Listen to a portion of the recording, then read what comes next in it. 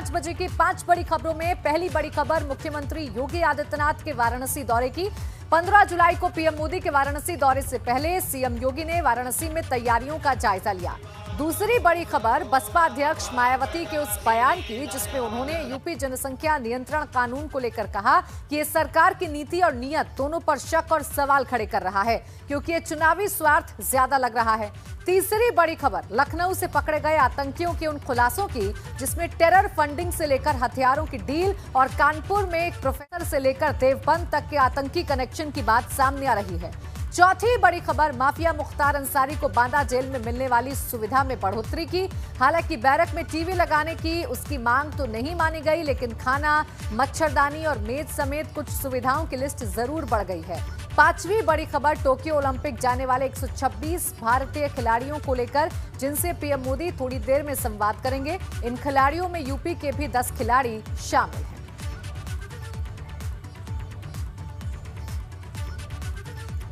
और आइए सबसे पहले बात करते हैं बारिश से बढ़ी मुसीबतों की। जी हां, पहाड़ी इलाकों में हो रही बारिश से मैदानी इलाकों में मुसीबतें बढ़ गई हैं। सहारनपुर के घाड़ क्षेत्र की बरसाती नदियां उफान पर हैं। राजबाहे की पटरी टूटने से एक गांव के दर्जनों घर जलमग्न हो गए, तो वहीं दूसरी ओर यमुना नदी में भी 4000 क्यूसेक पानी छोड़ा गया है। दर्जनों गांव का संपर्क तहसील मुख्यालय से कट गया है। वहीं दूसरी ओर राजबाहे की पटरी टूटने से गांव लोधी बांस के दर्जनों घरों में पानी घुस गया, जिससे ग्रामीणों को भारी नुकसान हुआ। घाड़ इलाके के लोग जान हथेली पर रखकर बरसाती नदी को पार कर रहे हैं। तस्वीरों में आप साफ देख सकते हैं कि कैसे एक साइकिल सवार नदी के तेज धार में फंस गया। स्थानीय लोगों को बमुश्किल साइकिल सवार को बाहर निकाला। तो देखिए, तस्वीरें हम आपको दिखा रहे हैं। तेज बहाव में एक साइकिल सवार फंस गया। जैसे तैसे स्थानीय लोगों की मदद से इस साइकिल सवार को इस तेज धार के बीच में से निकाला गया।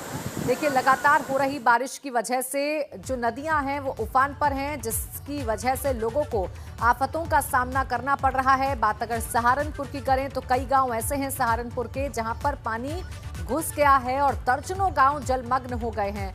आफत में जान लोगों की आ गई है। मुश्किल में लोग फंसे हुए नजर आ रहे हैं, जिसकी एक बारीकी आप टेलीविजन स्क्रीन पर देख भी सकते हैं। दरअसल पहाड़ों पर लगातार हो रही बारिश की वजह से मैदानी इलाकों के जो नदी नाले हैं वो पूरी तरीके से उफान पर हैं। उधर यमुना में भी पानी छोड़ा गया है, जिसकी वजह से ये जो परेशानी है वो और भी ज्यादा बढ़ गई है। देखिए, साइकिल सवार है और ये तेज धार के बीच में फंसा हुआ है। जैसा कि आप तस्वीरों में देख सकते हैं, पानी का बहाव कितना तेज है ये देखकर आप अंदाजा लगा सकते हैं। हालांकि जैसे ही साइकिल सवार को इस बीच मझधार में फंसा हुआ देखा, स्थानीय लोग पहुंचे और जैसे तैसे इस साइकिल सवार को यहां से बाहर निकाला गया। संगम नगरी में प्रयागराज में आज चलती कार में आग लगने से हड़कंप मच गया। राहत की बात सिर्फ यही रही कि हादसे के दौरान कार में बैठा शख्स सुरक्षित बच गया और उसे कोई नुकसान नहीं हुआ। हालांकि आग लगने से कार पूरी तरह जलकर राख हो गई। ये घटना प्रयागराज शहर के पौष इलाके सिविल लाइंस में दोपहर के वक्त हुई। इंडिगो कार सवार एक युवक जब ड्राइविंग करते हुए कहीं जा रहा था, तभी कार में अचानक आग लग गई। वो कार से उतरकर जब तक कोई कोशिश करता, पूरी कार धुंधु कर जलने लगी। फायर ब्रिगेड की गाड़ियों के मौके पर पहुंचने से पहले ही कार जलकर राख हो गई थी।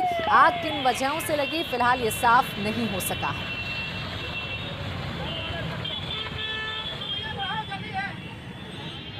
डाल रही है वीडियो और तो तस्वीरें हम आपको दिखा रहे हैं। देखिए आप किस तरीके से ये जो आग है वो धू कर जलती हुई नजर आ रही है। देखते ही देखते जो आग की ऊंची ऊंची लपटें हैं वो इस गाड़ी में से उठना शुरू हो गई। धुएं का गुब्बार आसमान में फैल गया। हालांकि गनीमत ये रही कि कार सवार को नुकसान नहीं पहुंचा है, क्योंकि वक्त रहते ही कार सवार ने कार से कूदकर अपनी जान बचा ली। एक्सक्लूसिव तस्वीरें आप देख रहे हैं। संगम नगरी प्रयागराज की तस्वीरें हैं जहां चलती कार आग का गोला बन गई। जैसे तैसे जो कार सवार था उसने कूदकर वक्त रहते अपनी जान बचा ली, उसे कोई नुकसान नहीं रहा। ये गनीमत की बात है। लेकिन कार पूरी तरीके से जलकर राख हो गई, जैसा कि आप तस्वीरों में देख सकते हैं। ऊंची ऊंची उठती लपटें इस बात की तस्दीक कर रही हैं कि कार पूरी तरीके से जलकर ध्वस्त हो गई।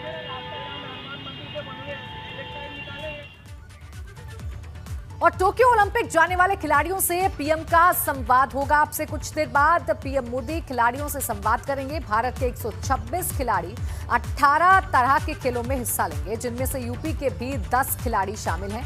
ये किसी भी ओलंपिक में भारत भेजने वाला अब तक का सबसे बड़ा दल है। हाल ही में पीएम मोदी ने टोक्यो ओलंपिक 2020 में भारतीय एथलीटों की सुविधा के लिए तैयारियों की समीक्षा की थी और अब प्रधानमंत्री नरेंद्र मोदी अब से कुछ देर बाद ये जो 126 खिलाड़ी हैं उनसे बात करेंगे, संवाद करेंगे, उनकी हौसला अफजाई करेंगे। आपको ये भी जानकारी दे दें कि ओलंपिक में जाने वाला ये अब तक का सबसे बड़ा दल है। भारत की तरफ से 126 खिलाड़ी इस बार टोक्यो ओलंपिक में शामिल हो रहे हैं और उससे ठीक पहले आज देश के प्रधानमंत्री उनसे बात करेंगे और इस वक्त ये संवाद शुरू हो चुका है। भारतीय ओलंपिक संघ के प्रेसिडेंट एवं सेक्रेटरी जनरल, सभी खेल संघों के अध्यक्ष,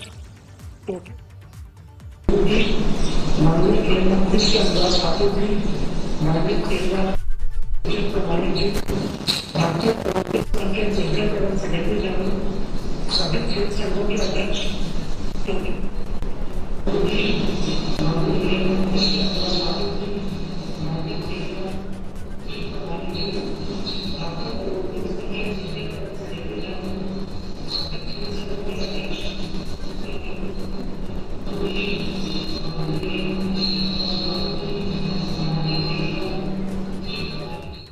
देखिए, प्रधानमंत्री नरेंद्र मोदी ने ये संवाद शुरू कर दिया है। अब से कुछ ही पलों में देखिए वो बातचीत करना शुरू कर देंगे। तमाम खिलाड़ी इस वक्त जुड़ चुके हैं।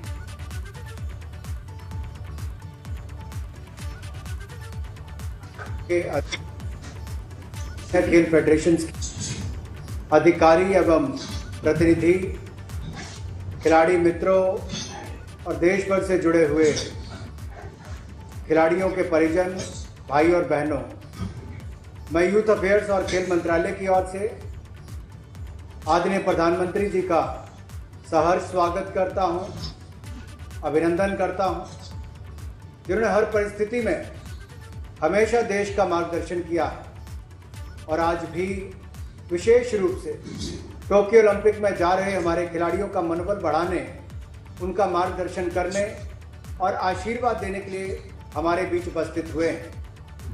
आदरणीय प्रधानमंत्री जी, मैं आपका विशेष रूप से धन्यवाद करना चाहता हूं कि आपने मुझे युवा कार्यक्रम एवं खेल मंत्रालय की जिम्मेदारी दी है। मैं यहाँ पर उपस्थित सभी officers, coach staff, sports staff को भी धन्यवाद देना चाहता हूँ, जिन्होंने हमारे खिलाड़ियों की तैयारी में कोई कमी नहीं छोड़ी, जिसके बलबूते हमारे यहाँ प्रतिभावान प्लेयर्स टोक्यो ओलंपिक्स में देश का प्रतिनिधित्व करने जा रहे हैं। आपके आदेश पर खेल मंत्रालय ने किसी तरह की कोई कमी खिलाड़ियों की सुविधा में नहीं रखी है। टॉप स्कीम से लेकर डीजीसीआई से लेकर खेल मंत्रालय ने हर तरह से प्रयास किया है कि हमारे खिलाड़ियों को सुविधाएं मिलें। माननीय प्रधानमंत्री जी, खेल एक ऐसा क्षेत्र है जो बिना किसी भेदभाव, जाति, धर्म, समुदाय के बंधन के 130 करोड़ भारतीयों को एकता के सूत्र से जोड़ता है। देश के 22 राज्यों से 18 खेलों के 126 एथलीट्स टोक्यो ओलंपिक्स में 130 करोड़ भारतीयों का प्रतिनिधित्व करेंगे। माननीय प्रधानमंत्री जी, आपकी खेल के प्रति अभिरुचि, खेलों को बढ़ावा देने की आपकी कार्यशैली, आपके द्वारा खिलाड़ियों को दिया गया प्रोत्साहन हमेशा सराहनीय और प्रेरणादायक रहा है। कोरोना महामारी जैसी विषम परिस्थितियों के दौरान भी आपने खिलाड़ियों का मनोबल नहीं गिरने दिया और समय समय पर आपने खिलाड़ियों से वार्तालाप करके उनका मार्गदर्शन भी किया है और उन्हें जोश से सरोबार भी किया है। जैसा कि हम सब जानते हैं, हाल ही में आपने समस्त देशवासियों से टोक्यो ओलंपिक्स जाने वाले खिलाड़ियों का मनोबल बढ़ाने के लिए चीयर फॉर इंडिया का आह्वान भी किया था और मैं आपके ध्यान में लाना चाहता हूं, देश भर के कोने कोने, लेह लद्दाख से लेकर कन्याकुमारी तक, गुजरात से लेकर अरुणाचल तक लोग सेल्फीज भी खींच रहे हैं, डाल भी रहे हैं, खिलाड़ियों का मनोबल भी बढ़ा रहे हैं। और आज जब आप इस कार्यक्रम के माध्यम से शुरुआत करेंगे, कल से पूरे देश के लोग हमारे ओलंपिक खिलाड़ियों को अपना आशीर्वाद, योगदान, सहयोग देने के लिए और चीयर करने के लिए एकजुट हो जाएंगे। आपके ही इस प्रयासों की वजह से समस्त भारत में ओलंपिक्स के प्रति जागरूकता एवं लगाव और बढ़ गया है। मैं मानता हूं कि आपके कुशल नेतृत्व से हमारे खिलाड़ी अपना परचम लहराने और देश को मेडल दिलाने में जरूर कामयाब होंगे और इस ओलंपिक्स में हमारे खिलाड़ी अपना सर्वोच्च प्रदर्शन करेंगे। मैं अंत में इतना ही कहूँगा सभी खिलाड़ी भाई और बहनों को, जब आप जा रहे हैं तो देखिए देश के प्रधानमंत्री जी आपसे बात करके आपका मनोबल बढ़ा रहे हैं। एक ही संदेश देना चाहता हूँ, साथ तुम्हारे पूरा देश, बस तुम आगे बढ़ते जाना। भारत माँ का यही संदेश टोक्यो ओलंपिक में मेडल जीत कर आना। एक बार फिर माननीय प्रधानमंत्री जी का बहुत बहुत आभार, अभिनंदन, धन्यवाद और सभी खेल संघों का और सभी खिलाड़ियों का बहुत बहुत धन्यवाद। जय भारत, जय हिंद। मैं भारतीय ओलंपिक संघ के अध्यक्ष श्री बत्रा जी से संबोधन करने का अनुरोध करता हूं। Honourable prime minister Shri Narendra Modi ji, honourable sports minister Shri Anurag Thakur ji, honourable law and justice minister Shri Kiren Rijiju ji, honourable minister of state for sports Shri Nisith Pramanik ji, dear athletes and officials, it is an honor and privilege for every member of Indian contingent कि वह Tokyo जाने से पहले अपने देश के प्रधानमंत्री जी से शुभकामनाएं और आशीर्वाद लें। I would like to share with the honorable prime minister कि हमारा जो डेलीगेशन टोक्यो जा रहा है उसमें 67 male athletes, 52 female athletes, 58 team officials, 43 alternate athletes and other officials और 8 contingent staff, टोटल हमारा कंटिंजेंट 228 का है। भारत के एथलीट 85 मेडल पॉसिबिलिटीज पर compete करेंगे टोक्यो ओलंपिक्स में। सर, भारत का पहला कंटिंजेंट 17 जुलाई 2021 को भारत से टोक्यो के लिए जाएगा, जिसमें 90 एथलीट्स और ऑफिशियल्स होंगे। भारत के एथलीट्स और ऑफिशियल्स जो विदेश में ट्रेन कर रहे हैं वह डायरेक्टली वहीं से टोक्यो जाएंगे। National sports federation, ministry of youth affairs and sports India and mission Olympic cell ने जो पिछले 5 साल में सपोर्ट किया है एथलीट्स का ट्रेनिंग के लिए, इंडियन ओलंपिक एसोसिएशन इन सब का तहे दिल से धन्यवाद करना चाहती है। I would also like to credit all our athletes who have personified the meaning of true sportsperson spirit as they have faced difficult circumstances with courage, determination and intense focus to achieve their goals.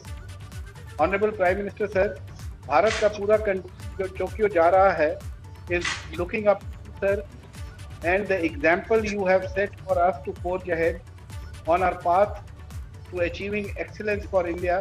इस विषय में I am confident that your best wishes will go a long way in adding to the motivation of our athletes as they compete to bring glory to our country. I conclude by conveying my sincere thanks to all present here today for showing their support and best wishes to the athletes and officials representing India in the Tokyo Olympics. May our athletes feel the strength and prayers of every Indian citizen cheering from them for their homes. Thank you, Honorable Prime Minister sir. Thank you everyone. Jai Hind. अब मैं Tokyo जाने वाले athlete से request करूंगा कि वे माननीय प्रधानमंत्री जी से संवाद करें। सबसे पहले मैं दीपिका कुमारी जी से अनुरोध करूंगा। दीपिका जी नमस्ते। नमस्ते सर। दीपिका जी, पिछली मन की बात में मैंने आपकी और कई साथियों की चर्चा की थी। अभी पेरिस में गोल्ड जीतकर आपने जो करिश्मा किया, उसके बाद तो पूरे देश में आपकी चर्चा हो रही है। अब आप रैंकिंग में वर्ल्ड नंबर 1 हो गई हैं। मुझे पता चला है कि आप बचपन में आम तोड़ने के लिए निशाना लगाती थी। आम से शुरू हुई आपकी यात्रा बहुत खास है। अपनी इस यात्रा के बारे में देश बहुत कुछ जानना चाहता है। अगर आप कुछ बताएं तो अच्छा होगा। मेरी यात्रा बहुत अच्छी रही सर। स्टार्टिंग से ही आम मुझे बहुत पसंद था, इसलिए स्टोरी पर ही। बट मैंने बैम्बू ब्रो से स्टार्ट किया था और फिर धीरे धीरे मैं मॉडर्न बो पे आई थी सर। बहुत अच्छी रही। स्टार्टिंग में थोड़ा सा स्ट्रगल हुआ था बिकॉज फैसिलिटीज वहाँ अच्छी नहीं थी, उसके बाद एक साथ आर्चरी करने के बाद काफी अच्छी फैसिलिटीज मिली सर, और काफी अच्छे कोच भी मिले मुझे। दीपिका जी, जब आप सफलता के इतने शिखर पर पहुंच जाते हैं तो लोगों की आपसे अपेक्षाएं भी बढ़ जाती हैं। अब सामने ओलंपिक जैसा सबसे बड़ा इवेंट है, तो अपेक्षाओं और फोकस के बीच आप संतुलन कैसे बना रही हैं? सर उम्मीदें तो है, लेकिन सबसे ज्यादा उम्मीदें खुद से होती है, और हम यहीं पे फोकस कर रहे हैं कि जितना भी ध्यान है अपने प्रैक्टिस पे हो और कैसे मुझे परफॉर्म करना है, इस चीज पे मैं सर ज्यादा फोकस कर रही हूँ। चलिए, आपको बहुत बहुत बधाई कि आपने विषमताओं में हार नहीं मानी, आपने चुनौतियों को ही ताकत बना लिया है। और मैं देख रहा हूं कि स्क्रीन पर मुझे आपके परिवारजन भी दिखाई दे रहे हैं, मैं उनको भी नमस्कार करता हूं। देश को पूरा भरोसा है कि आप ओलंपिक में भी ऐसे ही देश का गौरव बढ़ाएगी। आपको मेरी ढेर सारी शुभकामनाएं। Thank you sir. आइए हम अब प्रवीण कुमार जाधव जी से बात करते हैं। प्रवीण जी नमस्ते। नमस्ते सर। हाय, कैसे हैं? बड़ा है सर। प्रवीण जी, मुझे बताया गया कि आपकी ट्रेनिंग पहले एथलीट बनने के लिए हुई थी। आज सर। आप ओलंपिक में तीरंदाजी के लिए देश को रिप्रेजेंट करने जा रहे हैं। ये बदलाव कैसे हुआ? सर पहले मैं एथलेटिक्स करता था, तो मेरा सिलेक्शन गवर्नमेंट के एकेडमी में एथलेटिक्स के लिए हुआ। तो वहाँ के कोच थे, तो मेरा बॉडी थोड़ा कमजोर था उस टाइम, तो वो बोले कि आप दूसरे गेम में अच्छा कर सकते हो। तो उसके बाद मुझे आर्चरी गेम दिया गया, तो उसके बाद मैंने अमरावती में आर्चरी गेम कंटिन्यू किया। अच्छा, और इस बदलाव के बावजूद भी आप अपने खेल में कॉन्फिडेंस और परफेक्शन कैसे लाए? सर मेरा एक्चुअली घर से इतना मतलब अच्छा नहीं है, मतलब थोड़ा फाइनेंशियल कंडीशन ठीक नहीं है। तो मेरे सामने आपके माताजी पिताजी दिख रहे हैं मुझे, मैं उनको भी नमस्कार करता हूँ। हाँ, बताइए। मुझे पता था घर जाके मुझे भी मजदूरी करनी पड़ेगी, इससे अच्छा तो यहाँ मेहनत करके आगे कुछ अच्छा करना है, इसलिए मैंने इसमें कंटिन्यू किया। देखिए, आपके बचपन के कठिन संघर्ष के बारे में काफी जानकारी ली है, और आपके माता पिता ने भी, यानी जिस प्रकार से पिताजी दिहाड़ी मजदूरी से लेकर आज देश का प्रतिनिधित्व करने तक की यात्रा बहुत प्रेरणादायी है।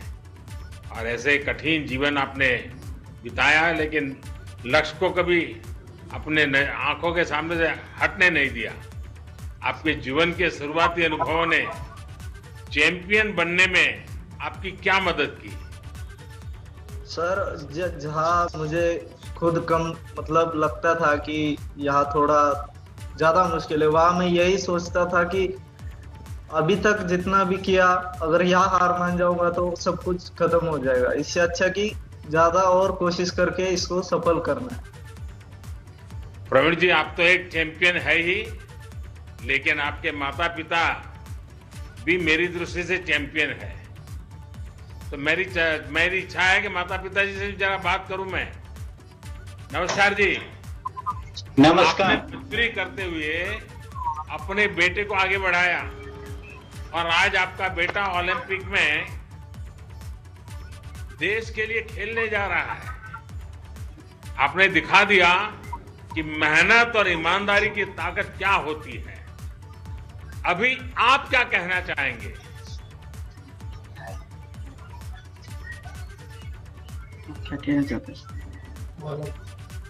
प्रवीणला अजून पुढे जावं, खेळून प्रवीणच्या पाठीमागे 4 मुली आहेत, ते सुद्धा त्यांनी जाऊन पुढे प्रवीण सारखं ऑलिम्पिक घेऊन यावं। वाह प्रकृती बरी आहेत ना? हाँ बरे है। देखिए, आपने साबित कर दिया है कि अगर कुछ करने की चाह हो तो परेशानियां किसी को रोक नहीं सकती। आपकी सफलता से ये भी स्पष्ट हो गया कि ग्रास रूट स्तर पर अगर सही चयन हो तो हमारे देश की प्रतिभा क्या नहीं कर सकती। प्रवीण, आपको बहुत बहुत शुभकामनाएं हैं मेरी, और फिर से एक बार आपके माता पिताजी को भी प्रणाम है, और जापान में जमकर खेलिएगा।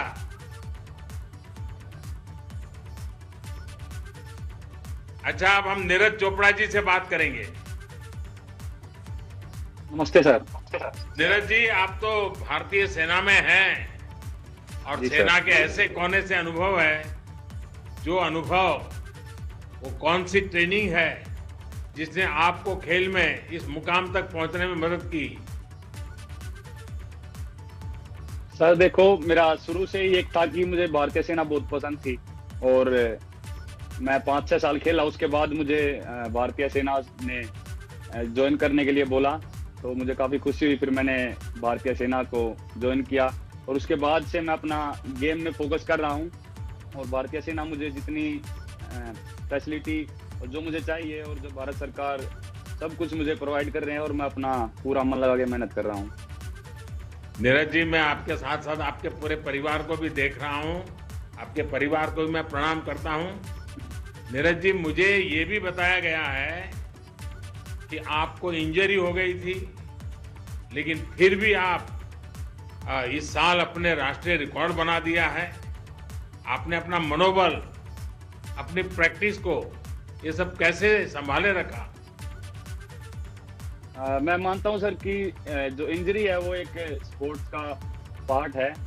तो जो मैंने 2019 में काफी मेहनत की थी, उस साल वर्ल्ड चैंपियनशिप आपको स्पोर्ट्स की इंजरी में भी स्पोर्ट्स स्पिरिट दिखता है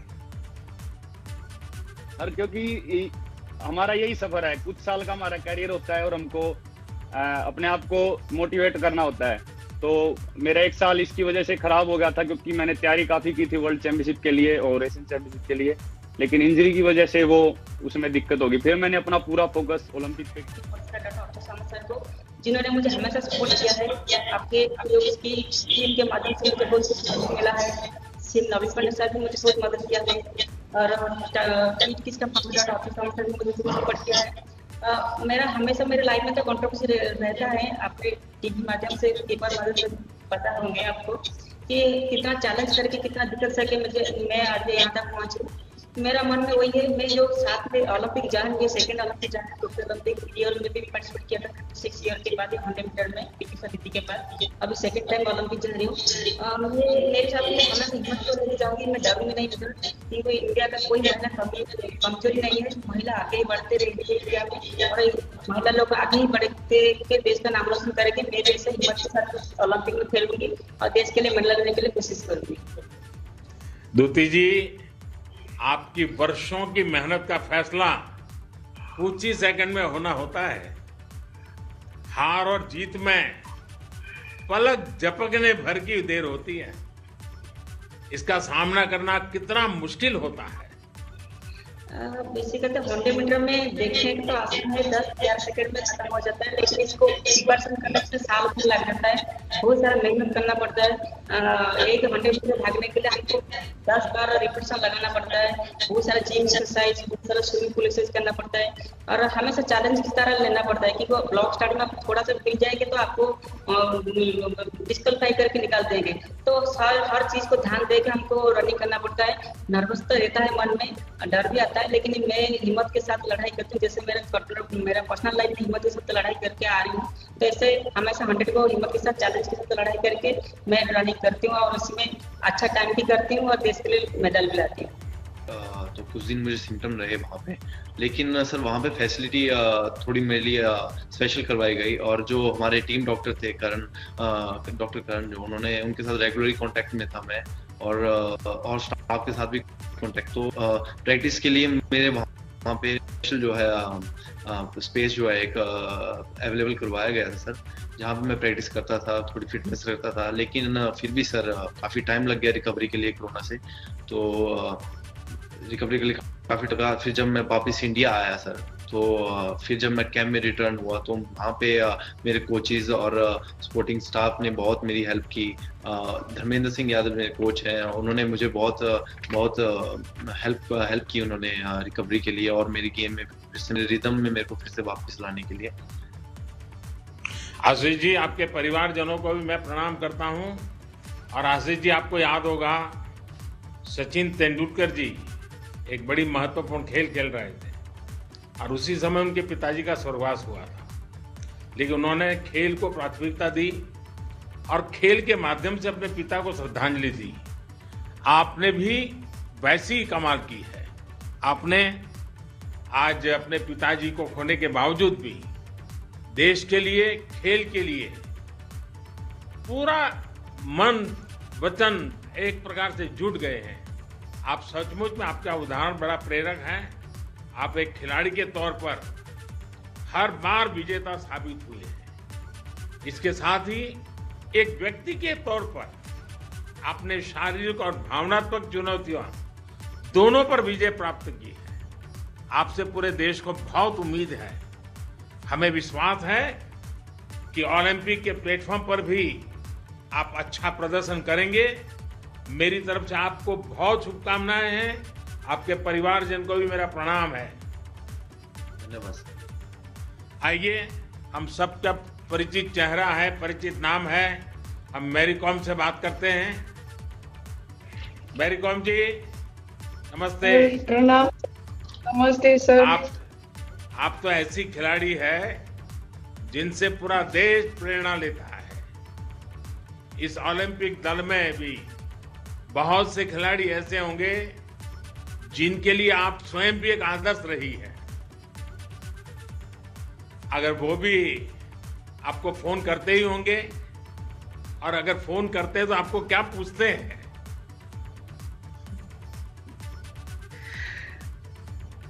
सर, घर में सब मेरे लिए दुआ करें कि वो लोग बच्चे लोग ज़्यादा मेरे को मिस करता है सर।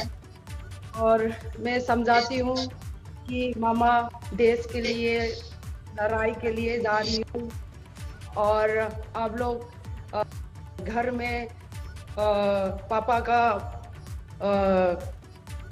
उसका जो भी बोल रहा है उसको फॉलो करना है।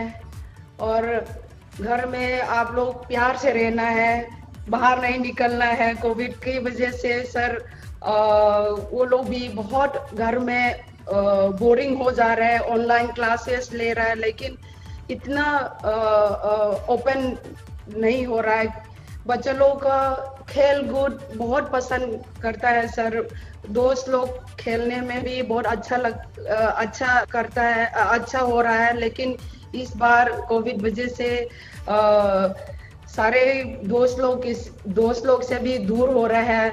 और मैं बोला ये मामले में हम लोग फाइट करना है, अच्छा रहना है और सुरक्षित रहना है, सेफ्टी रहना है। और मैं भी देश के लिए, लड़ाई के लिए जा रही हूँ, और मैं चाहती हूँ कि आप सुरक्षित रहो और मैं भी सुरक्षित रहे, और देश के लिए अच्छा करने के लिए मैं कोशिश करती हूँ। यही बात होती है सर। मेरे सामने दिख रहे हैं सब लोग। अच्छा, वैसे तो आप हर पंच में चैंपियन है, लेकिन आपका सबसे फेवरेट पंच कौन सा है? जॉब, हुक, अपरकट या कुछ और ये भी बताइएगा कि ये पंच क्यों आपका फेवरेट है? सर, मेरा फेवरेट पंचेस तो ये मेरा स्ट्रांग साउथ पोल है, तो मेरा सबसे फेवरेट है सर। तो इसमें कोई भी लोग को मिस नहीं कर पाते हैं। लगना ही तो लगना ही है बस। मैं जानना चाहता हूं कि आपका फेवरेट खिलाड़ी कौन है? सर, मेरा फेवरेट खिलाड़ी तो बॉक्सिंग में सर हीरो है, इंस्पिरेशन है, मोहम्मद अली है सर। तो इससे मेरे को इंस्पायर होके बॉक्सिंग चुना हूँ सर। मेरी कॉम जी, आपने बॉक्सिंग की करीब करीब हर अंतर्राष्ट्रीय प्रतियोगिता जीत ली है। आपने कहीं कहा था कि ओलंपिक गोल्ड आपका सपना है। ये आपका ही नहीं, पूरे देश का सपना है। देश को उम्मीद है कि आप अपना और देश का सपना जरूर पूरा करेगी। मेरी आपको बहुत शुभकामनाएं हैं और आपके परिवारजनों को प्रणाम है। आइए पीवी सिंधु जी से बात करते हैं। नमस्कार सर। सिंधु जी नमस्ते। सिंधु जी, मुझे बताया गया कि आप टोक्यो ओलंपिक से पहले ओलंपिक साइज कोर्ट में प्रैक्टिस करना चाहती थी। अब गोची बाउली में आपकी प्रैक्टिस कैसी चल रही है? गच्चीबावली में प्रैक्टिस बहुत अच्छा चल रहा है सर। मैं ये चूज किया क्योंकि अभी ओलंपिक स्टेडियम बहुत बड़ा है और वो एसी और वो शटल कंट्रोल करना बहुत होता है। तो इसीलिए मैं ये सोचा कि ठीक है, अगर अच्छा स्टेडियम है तो क्यों, वो अपॉर्चुनिटी है तो क्यों नहीं खेलूं करके फरवरी से उधर प्रैक्टिस कर रही हूँ सर। ऑब्वियसली मैं गवर्नमेंट से परमिशन लिया था सर। ऑब्वियसली ये पैंडेमिक के वजह से वो लोग इमीडिएटली परमिशन लेके प्रोटोकॉल्स फॉलो करने के लिए बोला था। तो मैं I am very thankful to them क्योंकि as soon as I asked permission वो लोगों ने परमिशन दे दिया सर। तो इसीलिए मैं सोचा ठीक है, अगर अभी से स्टार्ट किया तो वो बड़ा स्टेडियम में खेलना तो टोक्यो जाने के बाद उतना मुश्किल नहीं होता है। I get used to it so quickly, इसीलिए सर। आपके परिवारजन भी मेरे सामने हैं, मैं उनको प्रणाम करता हूं। मुझे याद आता है कि गोपीचंद जी ने एक इंटरव्यू में कहा था कि उन्होंने रियो ओलंपिक के पहले आपका फोन ले लिया था, आपको आइसक्रीम भी खाना अलाउ नहीं किया था। क्या अभी भी आपके आइसक्रीम खाने पर पाबंदी लगी हुई है या कुछ छूट मिली है? सर ऑब्वियसली थोड़ा कंट्रोल करती हूँ सर, क्योंकि एक एथलीट के लिए डाइट बहुत इम्पोर्टेंट है। और अभी ओलंपिक्स है तो तैयारी कर रही हूँ, तो ऑब्वियसली थोड़ा डाइट कंट्रोल तो करूंगी। तो आइसक्रीम उतना नहीं खाती हूँ सर, बस कभी कभी खाती हूँ। देखिए सिंधु जी, माता पिता दोनों खुद स्पोर्ट्स में रहे हैं और इसलिए मेरा मन करता है आज मैं उनसे भी एक बात जरूर करूंगा। आपको नमस्कार। आप ये बताइए, जब किसी बच्चे की रुचि खेल में जाने की हो तो कई पेरेंट्स के लिए बहुत मुश्किल होता है। बहुत सारे लोगों को ढेरों आशंकाएं रहती है। आप ऐसे सभी पेरेंट्स के लिए क्या संदेश देना चाहेंगे? बस सर, पेरेंट्स ये जानना चाहिए कि अगर अपने बच्चे हेल्थ वाइज अच्छे होंगे तो सब कुछ बड़ा होगा, क्योंकि आप थोड़ा खेलेंगे तो आपका हेल्थ अच्छा होगा, ऑटोमेटिकली आपका कंसंट्रेशन बढ़ेगा, हर इश्यूज में आप लोग आगे बढ़ेंगे और जरूर आप ऊपर आ सकते हैं। आप एक सफल खिलाड़ी के माता पिता हैं। अपने बच्चों को स्पोर्ट्स पर्सन बनाने के लिए कैसी पेरेंटिंग करनी होती है? सर पेरेंटिंग तो फर्स्ट पेरेंट्स ही तो डेडिकेट करना चाहिए सर, क्योंकि उनको एंकरेज करना है। We have to motivate them and आप तो जानते हैं गवर्नमेंट तो हर तरह से हर खिलाड़ी को सब फैसिलिटी दे रहे हैं। सो उसको हमारे बच्चों को समझाते हुए देश का नाम ऊपर करने के लिए बेटा मेहनत करना है और अच्छा नाम कमाना है करके हम उनको प्रोत्साहित करके हर जो भी बच्चों को हम ये पहले सिखाना है कि रेस्पेक्ट देना, जो भी है रेस्पेक्ट दो और उनका आशीर्वाद लो। सिंधु जी, आपके माता पिता ने आपको विश्व चैंपियन बनाने के लिए बहुत त्याग किए हैं। उन्होंने अपना काम कर दिया है। अब आपकी बारी है। आप खूब मेहनत कीजिए और मुझे विश्वास है कि इस बार भी आप जरूर सफल होगी। और जब सफलता के बाद मेरा मिलना होता ही आप लोगों से, तो मैं भी आपके साथ आइसक्रीम खाऊंगा।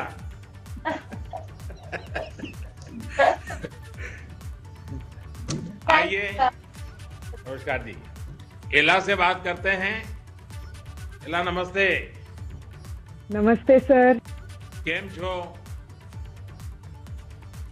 એલા હવે ગુજરાતી બોલે છે કે નહીં? હા સર, થોડુંક આવડે છે મને. एला, मुझे बताया गया कि आप पहले एथलेट्स में जाना चाहती थी, फिर ऐसा क्या ट्रिगर कर गया कि आपने शूटिंग को अपना लिया? सर मैंने एक्चुअली काफ़ी सारे स्पोर्ट्स ट्राई किए थे शूटिंग के पहले. मुझे बचपन से ही स्पोर्ट्स बहुत ही पसंद था. एथलेटिक्स, बैडमिंटन, जूडो वगैरह ट्राई किया था. लेकिन जब मैंने शूटिंग शुरू किया तब मुझे एक बहुत ही ज़्यादा एक्साइटमेंट मिला था इस गेम में, क्योंकि हमको बहुत ज़्यादा स्टेडी रहना होता है, बहुत ज़्यादा कामनेस चाहिए होता है. तो सर बस वो जो कामनेस चाहिए थी वो थी नहीं मेरे पास. तो आई वाज लाइक कि ठीक है, इससे ही बहुत कुछ सीखने मिलेगा मुझे इस गेम से. तो उसी से सर बहुत ज़्यादा लगाव हो गया गेम से. अभी मैं दूरदर्शन पे एक कार्यक्रम देख रहा था, उसमें मैं आपके माताजी पिताजी को सुन रहा था और वो संस्कार धाम में आपने इसका प्रारंभ किया था, इसका पूरा वर्णन कर रही थी और वहाँ का बड़ा गर्व के वहीं जाकर के वो आपको याद कर रही थी. अच्छा, स्कूल से ओलंपिक तक बहुत सारे युवा आपकी इस जर्नी के बारे में जानना चाहेंगे. देखिए, मैं मणिनगर का एमएलए था और आप मणिनगर में रहते हैं, और जब मैंने खोखरा में मेरे असेंबली सेगमेंट में सबसे पहले स्पोर्ट एकेडमी शुरू की तो तुम लोग आप लोग खेलने आते थे. तब तो जो बच्ची थी, और आज मुझे तुम्हें देखने के बाद बड़ा गर्व होता है. तो बताइए कुछ अपनी बात. सर मेरी शूटिंग की प्रोफेशनल जर्नी संस्कार धाम से ही शुरू हुई थी. मैं 10th स्टैंडर्ड में थी, तो मॉम डैड का ही कॉल था कि ठीक है आप स्पोर्ट्स ट्राई करके देख लीजिए, अगर आपको इतना इंटरेस्ट है तो कर लीजिए करके उन्होंने बोला था. तो स्पोर्ट्स अथॉरिटी ऑफ गुजरात और gun for glory shooting academy से जो MOU साइन हुआ था सर, तो संस्कार धाम ने उन्होंने district level sports school start किया था. तो पढ़ाई भी उधर ही होती थी, पूरा दिन हमारा ट्रेनिंग भी उधर ही होता था सर. तो सर वो जर्नी काफ़ी अच्छी रही है, क्योंकि वहीं से मैंने स्टार्ट किया. और अब जब मैं ओलंपिक्स, मेरी फर्स्ट ओलंपिक्स के लिए जा रही हूँ सर, तो बहुत प्राउड फील होता है कि इतने लोगों की मदद, इतने लोगों ने मेरे इतना सपोर्ट किया, मोटिवेट किया और हमेशा गाइड किया है सर. तो काफ़ी अच्छा लगता है सर. एला, अभी आप ग्रेजुएशन कर रही हैं, शूटिंग कैरियर और एकेडमिक्स को आप कैसे बैलेंस करती हैं? सर मैं तो इसके लिए मेरी यूनिवर्सिटी, गुजरात यूनिवर्सिटी जो है, और हमारे कॉलेज भवन आर्ट्स कॉलेज को थैंक्स करना चाहूँगी. क्योंकि सर एक भी टाइम ऐसा नहीं था कि जब उन्होंने मुझसे बोल दिया हो कि नहीं आपको कंपलसरी आके ये चीज़ करनी पड़ेगी. उन्होंने मुझे इतनी छूट दी थी. मेरे लिए एग्ज़ाम्स भी वो लोग स्पेशल अरेंज करवा देते थे, मेरे लिए मेरे सेमिनार्स अलग से रखवा देते थे सर. तो काफ़ी सपोर्ट किया है सर. मेरे पूरी जर्नी में उन लोग ने काफ़ी सपोर्ट किया है, और स्कूल ने भी मुझे काफ़ी सपोर्ट किया है सर. एला, आपकी जनरेशन एम्बिशियस भी है और मैच्योर भी है. आपने इतनी कम उम्र में विश्व स्तर पर सफलता प्राप्त की है. ऐसे में देश को उम्मीद है कि खेल के सबसे बड़े मंच पर भी आप इसी यात्रा को जारी रखेंगी. मेरी आपको बहुत शुभकामनाएं हैं, और आपके माताजी पिताजी को भी मेरा प्रणाम है. वणक्कम. आइए हम सौरभ चौधरी से बात करते हैं. नमस्कार सर. सौरभ जी नमस्ते. आपने इतनी कम उम्र में ही ओलंपिक के लिए क्वालिफाई कर लिया है. कैसे और कब आपका ये मिशन शुरू हुआ? सर 2015 में मैंने शूटिंग अपना स्टार्ट किया था. हमारे पास के गांव में ही एक शूटिंग एकेडमी है, वहाँ पे मैंने स्टार्ट किया. मेरी फैमिली ने भी काफ़ी सपोर्ट किया मुझे. उन्होंने खुद ही कहा कि जब तुझे इतना पसंद है तो ट्राई करना चाहिए. तो मैं वहाँ पे गया, वहाँ पे मैंने ट्राई किया. फिर मुझे अच्छा लगने लगा, धीरे धीरे करते गया, और जैसे जैसे धीरे धीरे करते गए ऐसे ऐसे रिजल्ट अच्छा आता गया, और रिजल्ट अच्छे आते गए. भारत सरकार हमारी मदद करती गई, तो आज हम यहाँ पर हैं सर. देखिए, आपके परिवारजन भी बड़े गर्व के साथ आज मुझे दर्शन हो रहे हैं उनके भी, कि भाई देखिए सौरभ क्या कमाल करेगा. सब उनकी आंखों में बड़ा बड़े सपने दिखाई दे रहे हैं. देखिए सौरभ, मेहनत के साथ साथ शूटिंग में मानसिक एकाग्रता की भी बहुत जरूरत होती है. इसके लिए आप योग वगैरह करते हैं या कुछ और तरीका आपका है जो मुझे भी जानने में खुशी हो और देश के नौजवानों को भी जानने में खुशी होगी? सर मेडिटेशन करते हैं, अपना योगा करते हैं सुबह। और सर शांत रहने के लिए ये तो हमें आपसे जानना चाहिए कि आप इतने बड़े मतलब पूरे हिंदुस्तान को संभाल रहे हो, तो आप उसके लिए क्या करते हो? अच्छा सौरभ, ये बताइए, आपके दोस्त, आपके साथी आपके पास आते हैं कि आपके साथ सेल्फी क्लिक करनी है, तो आपको क्या लगता है? पहले तो नहीं करते होंगे। नहीं, जब मैं घर पर जाता हूँ तो हमारे गांव में पड़ोस में मेरे जो दोस्त है वो आते हैं, वो सेल्फी लेते हैं, मेरे जो पिस्टल है उसके साथ सेल्फी लेते हैं, काफ़ी अच्छा लगता है। देखिए सौरभ, मेरी बातों से लग रहा है कि आप बहुत ही फोकस है, जो आप जैसे युवा के लिए बहुत अच्छी बात है। शूटिंग में भी इसी फोकस और स्थिरता की जरूरत है। आपको तो अभी बहुत लंबी यात्रा करनी है, देश के लिए कई मुकाम हासिल करने हैं। हम सभी को विश्वास है कि आप ओलंपिक में बहुत अच्छा प्रदर्शन करेंगे और भविष्य में भी बहुत आगे आएंगे। आपको और आपके परिवारजनों को मेरा प्रणाम।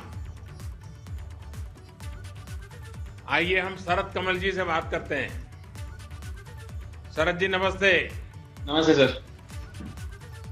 शरद जी, आपने 3 ओलंपिक्स में भाग लिया है।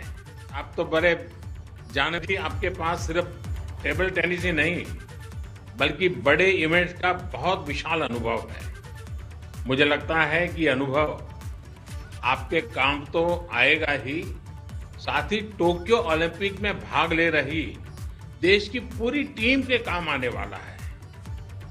आप एक बड़े की भूमिका में इस बार एक प्रकार से पूरी टीम को, एक विशेष भूमिका भी आपके सामने आई है और मुझे विश्वास है कि खुद के खेल के साथ साथ उस पूरी टीम को संभालने में भी आपका बहुत बड़ा योगदान रहेगा और आप उसे बखूबी निभाएंगे, मुझे पूरा भरोसा है। मेरी आपको बहुत शुभकामनाएं हैं और आपकी टीम को भी, आपके स्वजन भी मुझे दिख रहे हैं, उनको भी मेरा नमन। आइए मनिका बत्रा जी से बात करते हैं। मनिका जी नमस्ते। नमस्ते सर। मनिका, मुझे बताया गया है कि आप टेबल टेनिस खेलने के साथ ही गरीब बच्चों को ये खेल सिखाती भी है, उनकी मदद भी करती है। आप खुद ही युवा हैं, आपके विचार कैसे आया? सर, जब मैं पहली बार यहाँ पुणे में खेलती हूँ तो वहाँ आई थी, तो मैंने देखा जो अनप्रिविलेज्ड और ऑर्फन्स थे बहुत अच्छा खेल रहे थे और यहाँ के जो सेंटर में उनको सिखाते हैं, तो बहुत अलग था मेरे लिए। तो मुझे ऐसा लगा कि इनको जो चीज़ें नहीं मिली या पहले नहीं कर पाए, तो मुझे इनको हेल्प करनी चाहिए कि ये भी मेरे को फॉलो करके अच्छे प्लेयर बन सके। तो आई थिंक वो चीज़ मुझे, जैसे वो प्लेयर्स बच्चे खेलते हैं, मुझे उनको देख के मोटिवेशन मिलता है कि इतनी सी छोटी सी उम्र में, और मतलब पहले किसी का साथ नहीं और इस उम्र में इतना अच्छा खेल रहे हैं, तो बहुत मोटिवेशन मिलता है उनको देख के। मनिका, मैंने देखा है कि आप अपने मैच में कभी कभी अपने हाथ पर तिरंगा पेंट करती है। इसके पीछे की सोच, अपनी प्रेरणा के बारे में जरा बताइए। हाँ जी, मतलब लड़की होने के तौर पे मुझे ये सब चीज़ें पसंद है, बट ऑल्सो कि इंडिया का फ्लैग अपने पास रखना कहीं पे, और स्पेशली जब मैं सर्विस करती हूँ खेलते हुए, तो मेरा लेफ्ट हैंड मुझे दिखता है और वो इंडियन फ्लैग दिखता है नेल पे, तो वो चीज़ मुझे इंस्पायर करती है। इसलिए मेरा, जब भी मैं कुछ इंडिया के लिए खेलने जाती हूँ, कंट्री के लिए खेलने जाती हूँ, तो मैं ये चीज़ रखती हूँ कि कुछ ना कुछ फ्लैग या कुछ इंडिया का कुछ भी मेरे पास दिल से जुड़ा रहे। वाह मनिका, मुझे बताया गया कि आपको डांसिंग का भी बहुत शौक है। क्या डांसिंग के शौक आपके लिए स्ट्रेस बस्टर की तरह काम करते हैं? हाँ जी सर, क्योंकि जैसे किसी का होता है कि म्यूजिक सुनना, डांस करना, तो मेरा डांस करना स्ट्रेस बस्टर का काम करता है। जब भी मैं टूर्नामेंट में जाती हूँ या कुछ जब खाली टाइम होता है, मैं रूम पे आती हूँ मैच खेल के या मैच से पहले, तो मैं डांस करके जाती हूँ क्योंकि मुझे अच्छा लगता है और कॉन्फिडेंस आता है। मैं ऐसे सवाल पूछ रहा हूँ, तुम्हारे परिवार जन, तुम्हारे मित्र सारे हंस रहे हैं। मनिका, आप अंतर्राष्ट्रीय स्तर पर चैंपियन है। आप बच्चों को भी अपने खेल से जोड़ रही हैं। आपकी सफलता सिर्फ उन्हीं बच्चों के लिए नहीं बल्कि देश के सभी टेबल टेनिस युवा खिलाड़ियों को प्रेरित करेगी। मेरी आपको बहुत शुभकामनाएं हैं। आपके सभी साथियों को सब बड़े उत्साह से आज के इस कार्यक्रम में हिस्सा ले रहे हैं। आपके परिवारजन सब देख रहे हैं। सबको मेरी बहुत बहुत शुभकामनाएं, बहुत बहुत धन्यवाद। आइए अब हम विनेश जी से मिलते हैं। विनेश फोगाट जो। विनेश नमस्ते। सर नमस्ते। आप फोगाट फैमिली से हैं। आपके पूरे परिवार ने खेलों के लिए इतना कुछ देश को दिया है। इस पहचान की वजह से थोड़ा एक्स्ट्रा प्रेशर, थोड़ी ज्यादा जिम्मेदारी तो नहीं आ जाती है? सर जिम्मेदारी तो बिल्कुल आती है, क्योंकि फैमिली ने जो काम स्टार्ट किया है वो खत्म करना है। और वो जो सपना ओलंपिक्स का लेके स्टार्ट किया था वो जब मेडल आएगा उसके बाद ही शायद खत्म होगा। तो उम्मीद तो है सर, पूरे देश की उम्मीद है, फैमिली की भी उम्मीदें होती हैं। और मुझे लगता है कि उम्मीदें जरूरी हैं हमारे लिए, क्योंकि जब उम्मीदें दिखती है तभी हम लोग थोड़ा सा एक्स्ट्रा पुश करते हैं एक लेवल पे जाने के बाद में। तो अच्छा लगता है सर, कोई प्रेशर नहीं है, अच्छे से खेलेंगे और देश को प्राउड करने का बिल्कुल मौका देंगे। देखिए, पिछली बार आपको रियो ओलंपिक में चोट की वजह से हटना पड़ा था। पिछले साल भी आप बीमार थी। आपने इन सारी बाधाओं को पार कर शानदार प्रदर्शन किया। इतने स्ट्रेस को सक्सेस में बदलना ये अपने आप में बहुत बड़ी बात है। ये कैसे किया आप?